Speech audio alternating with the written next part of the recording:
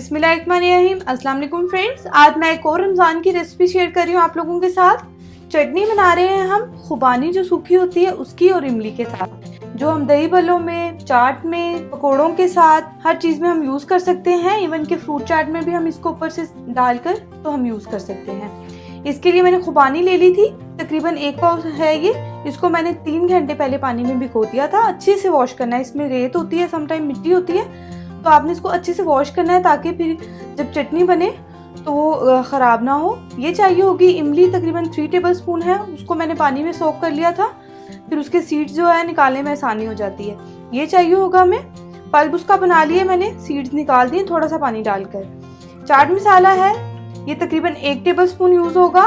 1 teaspoon के करीब जाएगी क्रश चिली। अगर आपको चटनी स्पाइसी चाहिए तो आप उसके अपने टेस्ट के अकॉर्डिंग कम या ज़्यादा कर सकते हैं। इसके बाद हमें चाहिए होगा चीनी, तकरीबन 3 टेबलस्पून भरकर चीनी चाहिए होगी। थोड़ी सी हमें चाहिए होगी काली मिर्च और थोड़ा सा हम सॉल्ट अपने टेस्ट के अकॉर्डिंग ऐड कर लेंगे।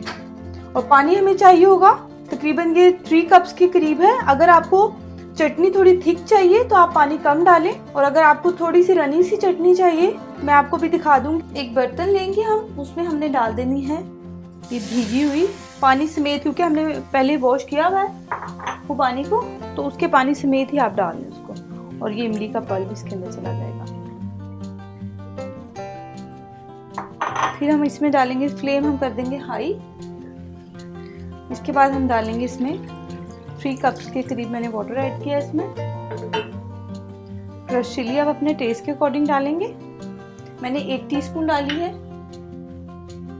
अगर मुझे लगेगा कि कम है तो हम और ऐड कर देंगे। ये चाट मसाला डालेंगे तकरीबन 1 टेबलस्पून के करीब, और शुगर इसमें चली जाएगी 3 टेबलस्पून। थोड़ा सा सॉल्ट ऐड करेंगे इसके अंदर। चाट मसाले में भी सॉल्ट है तो आप देखकर तो डालें। थोड़ी सी क्रश चिली है ब्लैक, ये ऑप्शनल है, अगर आपने डालनी हो तो डाल लें। ये थोड़ी सी इसके अंदर चलेगी और आपने इसको करना है अच्छे से मिक्स। एक बॉयल आ जाएगा तो फिर आपने लो टू मीडियम पे रख देना है चूल्हे को, और इसको तकरीबन 5 मिनट के लिए बस पकाना है कि खुबानियाँ जो हैं वो सॉफ्ट हो जाएं, क्योंकि हमने इनको पानी में भी भिगोया तो ऑलरेडी बहुत सॉफ्ट है। ये देखिए फ्रेंड, इसको तकरीबन 10 मिनट हो गए पकते हुए। लो टू मीडियम पे हमने इसको पकाया है। अब हमने चूल्हे को बंद कर देना है और इसको रूम टेम्परेचर पे थोड़ा आने देना है, फिर हम इसको ग्राइंड करेंगे। ये देखिए फ्रेंड्स, थोड़ी ठंडी हो गई चटनी, अब हमने इसको ग्राइंड कर लेना है। अच्छे से ग्राइंड हो गई और ये हमारी जो है खुबानी और इमली की चटनी बिल्कुल रेडी है।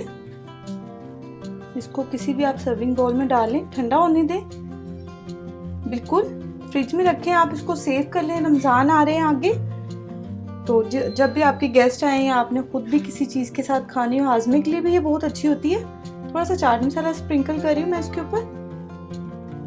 थिकनेस आप इसकी देख लें कितनी है, 3 कप्स के करीब इसमें गया 1 पाव खुबानी में। ज़रूर ट्राई करें, बहुत अच्छी बनती है। अगर आप लोगों को ये मेरी वीडियोस अच्छी लग रही हैं तो प्लीज़ मेरे चैनल को सब्सक्राइब कर लें, ताकि मेरी सारी वीडियोस जो हैं आप तक साथ से साथ पहुँचते जाएँ। बेल आइकन को प्रेस कर लें। And thanks for watching. अल्लाह हाफिज़।